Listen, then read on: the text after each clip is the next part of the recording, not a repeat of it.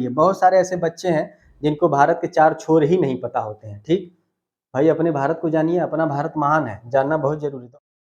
So hello everyone, आप सभी लोग का एक बार फिर से स्वागत है हमारे इस नए यूट्यूब चैनल पे। तो आइए आप देखते हैं भारत की अवस्थिति के बारे में आज समझेंगे। ठीक है दोस्तों, देखिए ये जो है हमने आपको सिलेबस पिछले वीडियो में करा दिया था, तो उसी सिलेबस के अकॉर्डिंग ही पढ़ेंगे।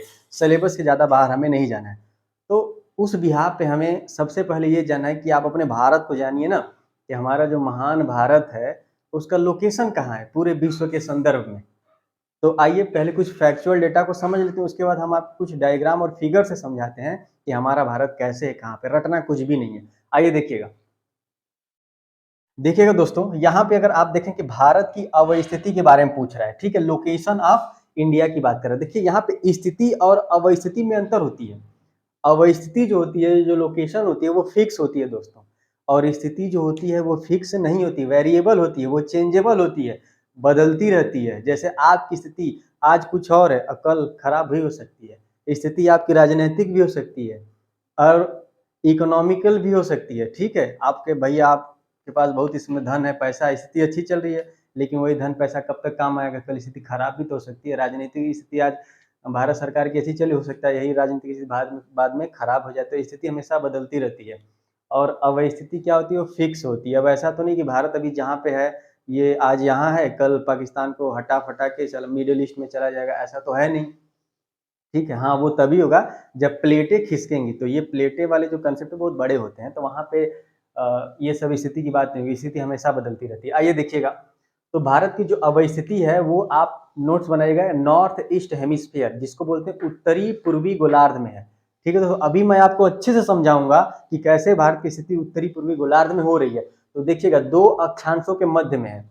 ठीक, भारत का जो अवस्थिति है पूरे विश्व के संदर्भ में दो अक्षांश के मध्य भारत आता है, जिसको बोलते हैं कि अब भाई कौन कौन से दो अक्षांश होते हैं। तो 6 डिग्री 4 मिनट नॉर्थ लैटिट्यूड, मतलब उत्तरी अक्षांश से 37 डिग्री 6 मिनट उत्तरी अक्षांश। देखिएगा यहाँ पे, अब देखिए ये है आपका, इधर देखिएगा दोस्तों, ये है आपका 6 डिग्री 4 मिनट। ये आपका क्या है, 6 डिग्री 4 मिनट उत्तरी अक्षांश। ये क्या है, निकोबार है। हमारा भारत, महान भारत यहाँ ही नहीं है, हमारा महान भारत अंडमान निकोबार और लक्षद्वीप तक भी है। तो इस बात का हमेशा ध्यान रखिएगा कि अगर आपके भारत की अवस्थिति अगर पूछता है, तो आप 8 डिग्री 4 मिनट नहीं लगाएंगे। ये मत कहिएगा कि नहीं हमारा भारत 8 डिग्री 4 मिनट से ही शुरू हो रहा है। ठीक, आप देखिएगा 6 डिग्री 4 मिनट से शुरू होगा और 37 डिग्री 6 मिनट। ये देखिए, यही दो अक्षांश है, और इन्हीं दो अक्षांश के मध्य में क्या हमारा भारत है। ठीक, उसी प्रकार से दो देशांतर के भी मध्य है। देखिए ये क्या, ऐसी जो रेखा होती हैं, अभी हम ग्लोब के माध्यम से समझाएंगे, तो इस तरह की रेखाएं को बोलते हैं देशांतर, और इसका इंग्लिश भी होता है लॉन्गिट्यूड। जिस तरह से अक्षांश का होता है लैटिट्यूड, उसी तरह से देशांतर को होता है लॉन्गिट्यूड। तो देखिए, दो देशांतर रेखाओं के भी मध्य क्या है, हमारा भारत है। ठीक, तो वो देशांतर रेखा भी पूछेगा ना, किन देशांतर के मध्य में है। तो 68 डिग्री 7 मिनट ईस्ट लॉन्गिट्यूड। ये क्या है, 68 डिग्री 7 मिनट से 97 डिग्री 25 मिनट ईस्ट लॉन्गिट्यूड। अभी मैं अच्छे से आपको बताऊंगा कि ईस्ट लॉन्गिट्यूड क्या है, ये नॉर्थ लैटिट्यूड क्या है, ये सब अभी अच्छे समझाते हैं। ठीक, अब देखिएगा भारत का जो क्षेत्रफल है, भारत के क्षेत्रफल की अगर बात करें तो भारत का टोटल क्षेत्रफल 32,87,263 वर्ग किलोमीटर। ठीक, 32,87,263 स्क्वायर किलोमीटर, जो कि पूरे विश्व में यह 2.4% स्थान घेरता है। ठीक, अगर पूरे विश्व में, अगर पूरा विश्व को हम 100% मानते हैं, तो जिसमें हमारा भारत, अगर क्षेत्रफल, समुद्र की बात नहीं करेंगे, पूरे क्षेत्रफल अगर दृष्टि से जो भी पूरा विश्व है, उसमें हमारा जो भारत है 2.4% अपना स्थान रखता है।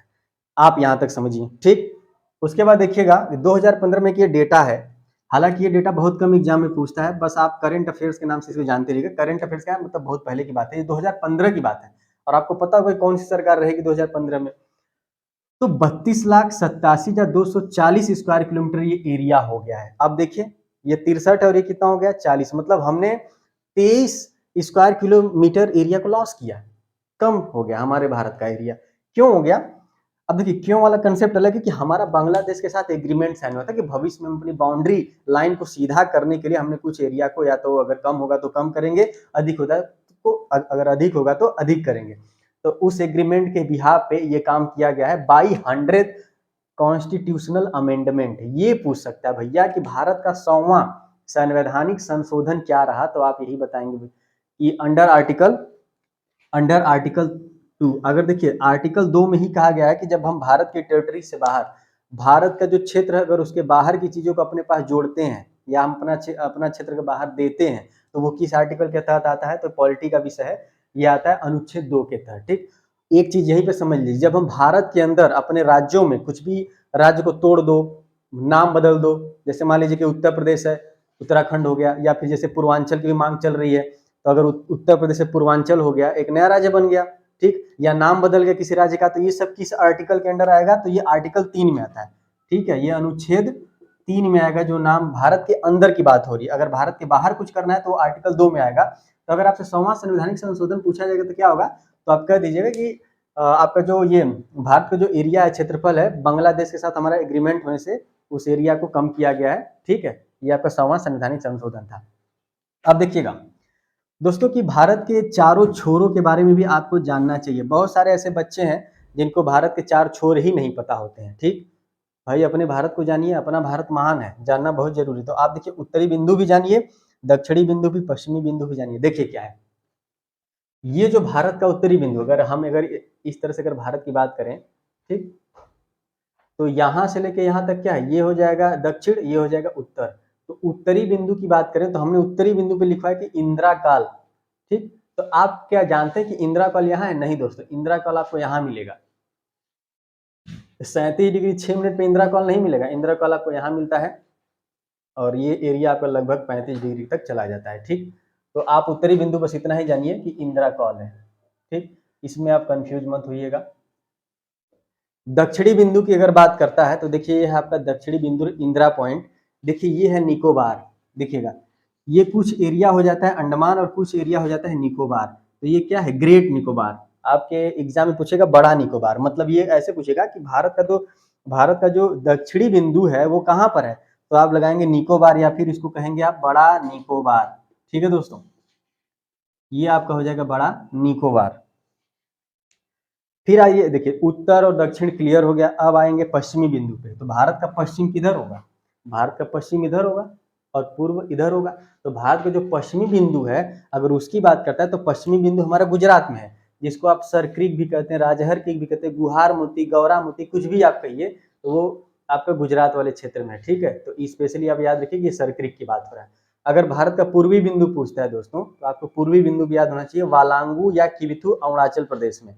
यहाँ पे ये आपका हिंदी में लिख लीजिए इसको, अरुणाचल प्रदेश, अरुणाचल अरुणाचल प्रदेश। अरुणाचल प्रदेश देखिए, ये वाला एरिया आपका क्या है, ये पूरा एरिया है आपका अरुणाचल प्रदेश का। तो अरुणाचल प्रदेश सबसे भारत का अगर राज्य भी है तो पूर्वी राज्य है। यहाँ पे देखिए एक चीज आप एक्स्ट्रा सीख लें कि राज्य भी सीख रहे हैं और पूर्वी छोर भी सीख रहे हैं। तो पूर्वी बिंदु वालांगू या किबुथु, या फिर पूर्वी राज्य अगर भारत का पूछेगा तो आप अरुणाचल प्रदेश लगाएंगे। भारत का अगर उत्तरी राज्य पूछता है तो उत्तरी राज्य में क्या, लद्दाख है, हालांकि वो केंद्र शासित हो गया है।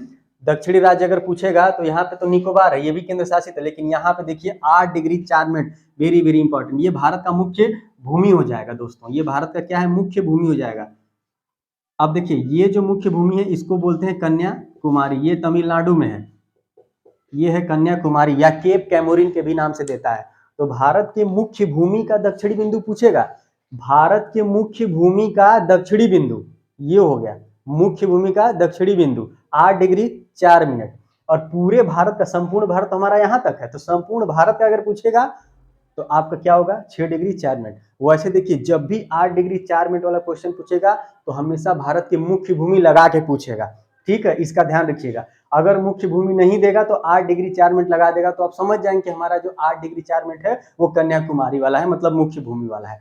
तो हमारा देखिए क्वेश्चन एक बार सुनिए, भारत का दक्षिणी बिंदु आप बोलेंगे इंदिरा पॉइंट, भारत के मुख्य भूमि का दक्षिणी बिंदु तो आप क्या बताएंगे, कन्याकुमारी। ध्यान से नोट करिएगा इसको। ठीक, अब आइए हमारा पश्चिमी बिंदु, अरे पश्चिमी हो गया, हाँ ये सब बिंदु हो गया। अब देखिए थोड़ा सा मैं आपको ये समझा देता हूँ कि ये सब चीजें रटने वाली नहीं है। ठीक है दोस्तों, आप इसको रटिएगा नहीं। देखिए मैं अभी आपके सामने बताता हूँ, आप जो ये सब रटते हैं, ये कैसे हो रहा है, क्या हो रहा है, आप इसको रटिएगा नहीं। तो उम्मीद है दोस्तों कि इतना तो समझ में आ गया होगा। अब देखिए एक चीज और आप यहीं पे समझ लीजिए, ईस्ट टू वेस्ट, ये पश्चिम से लेके, ठीक है, ये पश्चिम से लेके, ये पश्चिम से लेके ये जो पूर्व तक की जो दूरी है ये भी पूछता है। तो पश्चिम से लेके पूर्व की जो दूरी है वो हो जाती है 29 35, ये 9 है, ये हो जाएगा 29 और 35 किलोमीटर। याद रखिएगा, पश्चिम से लेके पूर्व की दूरी या पूर्व से लेके भारत का पश्चिमी दूरी कितना हो जाएगा, 2933 किलोमीटर। ठीक है, इसका याद रखिएगा। अब ये देखिए, ये आपका हो जाएगा उत्तर से दक्षिण, इसकी भी दूरी पूछेगा। तो अगर जब भी आपको उत्तर से दक्षिण की दूरी अगर आपको याद करना है तो आप इतना याद रखिएगा, 3214 किलोमीटर, 3214 किलोमीटर। ठीक है दोस्तों, तो अगर आपसे उत्तर से दक्षिण की दूरी या दक्षिण से उत्तर की अगर सीधा दूरी पूछेगा तो आप बता दीजिएगा 3214 किलोमीटर है, और पश्चिम से पूर्व की दूरी पूछेगा तो 2933 किलोमीटर है। ठीक है दोस्तों, आइए थोड़ा सा रटने वाली चीज से हम थोड़ा दूर रहेंगे। देखिए समझने वाली चीज क्या है। कभी कभी क्वेश्चन ऐसे भी पूछता है दोस्तों कि भारत की जो स्थिति है वो किस गोलार्ध में है। ठीक, तो उत्तर पूर्वी गोलार्ध भी दे देगा। आप तो बहुत डीप में इतना जान गए। देखिएगा क्या है, ये है पूरा हमारा पृथ्वी दोस्तों। ठीक, ये हमारा पृथ्वी है, और आप सबको पता है कि ये जो 0 डिग्री की इक्वेटर लाइन होती है, ये 0 डिग्री की विषुवत रेखा या इक्वेटर लाइन जो होती है वह पृथ्वी के 2 बराबर भागों में विभाजित कर देती है पृथ्वी को। ऊपर वाला जो भाग होता है, आप सबको पता है कि उत्तर, ऊपर क्या होता है उत्तर, और नीचे क्या होता है दक्षिण। तो ये हो गया उत्तर और ये क्या हो गया दक्षिण हो गया। ठीक है दोस्तों, तो ये क्या है, एक गोलार्ध के रूप में है ना। तो अगर बीच से आप किसी गोलार्ध को काट देंगे तो ये उत्तर गोलार्ध हो गया, दक्षिण गोलार्ध हो गया।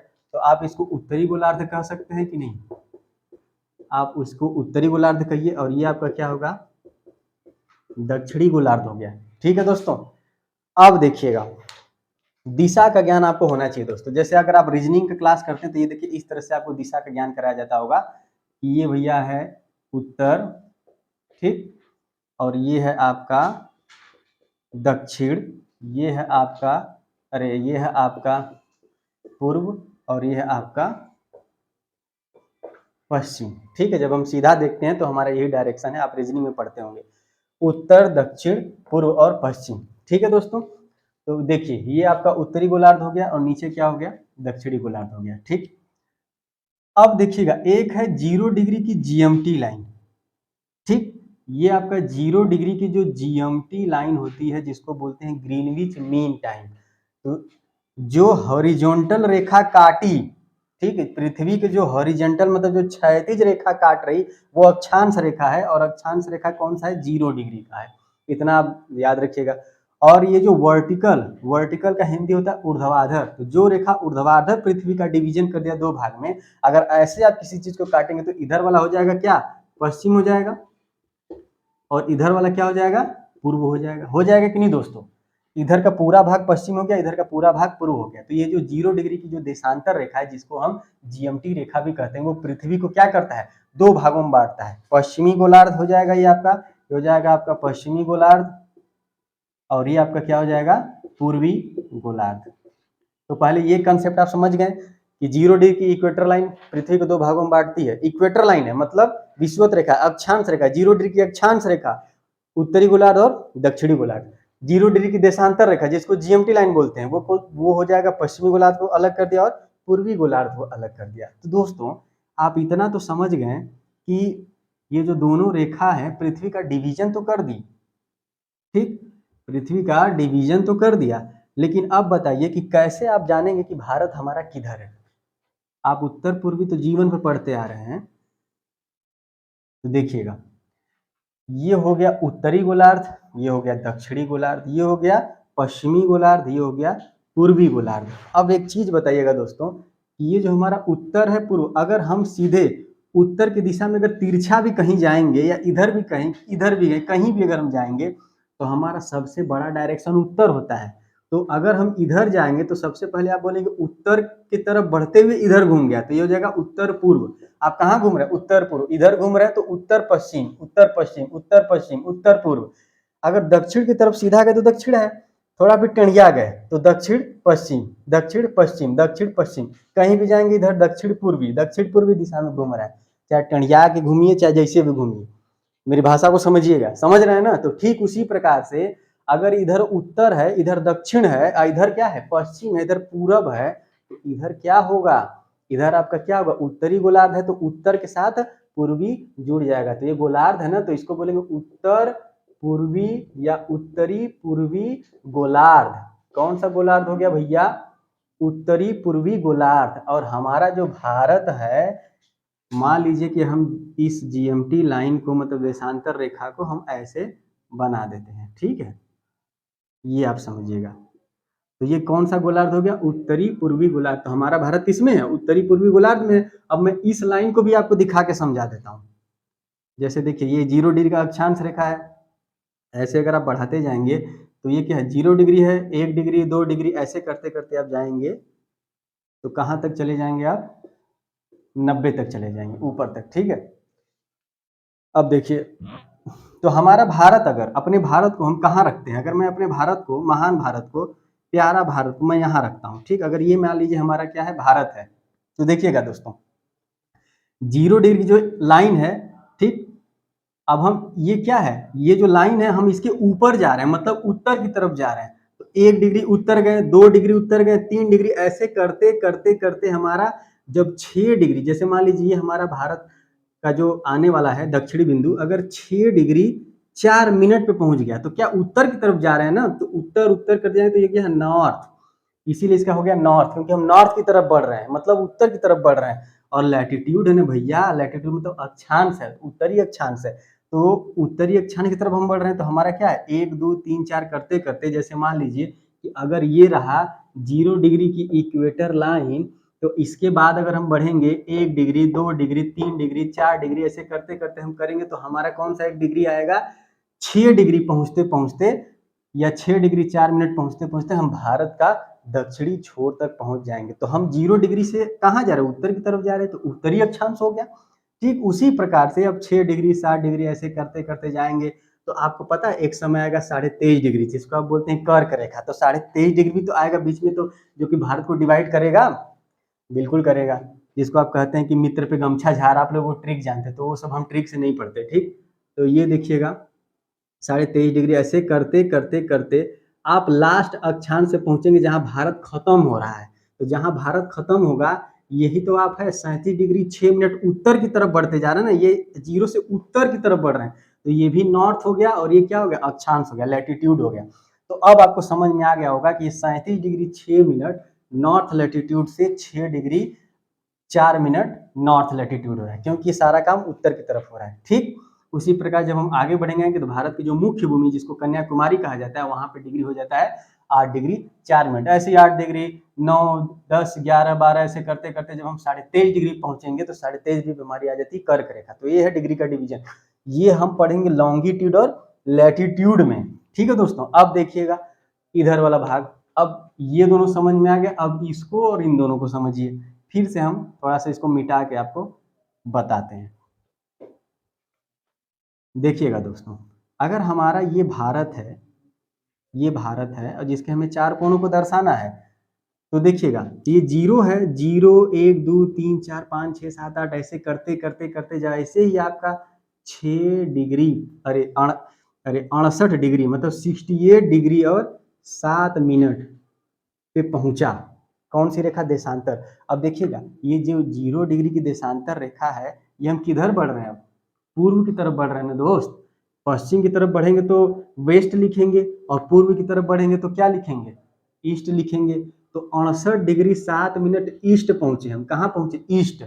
ईस्ट ये क्या है, ये एल लगाएंगे तो ये लॉन्गिट्यूड हो जाएगा, लैटिट्यूड नहीं लॉन्गिट्यूड, जिसको बोलते हैं देशांतर, पूर्वी देशांतर। तो 68 डिग्री 7 मिनट ईस्ट लॉन्गिट्यूड से ऐसे बढ़ते बढ़ते बढ़ते जाएंगे तो देखिए हमारा क्या, पहले 68 डिग्री 7 मिनट पे छुआ गया, कौन सा छोर छुआ गया भैया, गुजरात का छोर छुआ गया। तो इसके बाद हम कहाँ खत्म होगा, 68 डिग्री 7 मिनट पहुंचते पहुंचते जैसे ही आपका 97 डिग्री 25 मिनट पूर्वी देशांतर की तरफ बढ़ते जा रहे हैं, तो ये अंतिम वो छोर है जो कि भारत से टच होगा। तो वो छोर का एक देशांतरिक नाम क्या हो गया, 97 डिग्री और 25 मिनट, ठीक। देखिए यही है 97 डिग्री और 25 मिनट, जो कि अरुणाचल प्रदेश का राज्य है। वहां पे एक पॉइंट हमने आपको बताया था, वालंगू या किबिथु। तो बताइए कुछ भी रटने वाला है? यहाँ पे कुछ भी रटने वाला नहीं है। अब आपको ये समझ में आ गया सर ईस्ट लॉन्गिट्यूड क्या हो गया, ये नॉर्थ लैटिट्यूड और नॉर्थ लैटिट्यूड क्या हो गया। ठीक, ईस्ट लॉन्गिट्यूड का मतलब, ईस्ट मतलब पूर्व, लॉन्गिट्यूड मतलब देशांतर। यहाँ पे क्या हो गया, नॉर्थ मतलब उत्तर, लैटिट्यूड मतलब अक्षांश। तो थोड़ा सा शब्दों पे ध्यान रखिएगा, ठीक है दोस्तों। तो अब मुझे उम्मीद है कि ये आपको रटने की जरूरत नहीं है। तो इस तरह से भारत का लोकेशन है, भारत की अवस्थिति है दोस्तों। तो आप आज के वीडियो में इतना पहले आप ध्यान में रखिएगा, ठीक, अपना दिमाग को सेंट्रलाइज करिएगा और जरा सोचिएगा कि भारत की अवस्थिति कैसे सर बताए हैं, ठीक है। एक बार आप अपने से डायग्राम बना के करेंगे तो रटने की जरूरत नहीं है, ठीक है। उत्तर पूर्वी गोलार्ध में है, ठीक। और अक्षांश रेखा हमेशा क्या होता है कि समानांतर होता है, पैरेलल होता है, दो अक्षांश रेखाओं के मध्य में है। तो किन दो अक्षांश रेखाओं के मध्य में है, तो 6 डिग्री 4 मिनट अक्षांश रेखा और 37 डिग्री 6 मिनट अक्षांश रेखा के मध्य में हमारा भारत है। और किन दो देशांतर रेखा के मध्य में है, तो 68 डिग्री 7 मिनट से 97 डिग्री 25 मिनट पूर्वी देशांतर रेखा। देखिए इन्हीं दोनों देशांतर रेखा के मध्य में है। तो ये पॉइंट आप याद रखिएगा चारों, और चारों छोर को आप याद रखिएगा, ठीक है दोस्तों। तो आज के लिए इतना ही रखते हैं। हम नेक्स्ट क्लास में भारत के पड़ोसी देश को पढ़ेंगे और कैसे कैसे राज्य एक दूसरे पड़ोसी देशों से लगते हैं, कितने राज्य हमारे भारत के लगते हैं, उसकी चर्चा करेंगे। बिना कुछ रटे पढ़ेंगे, एकदम डायग्राम आपके सामने बना बना के, ठीक है दोस्तों। तो आज के लिए बस इतना ही, बहुत बहुत धन्यवाद।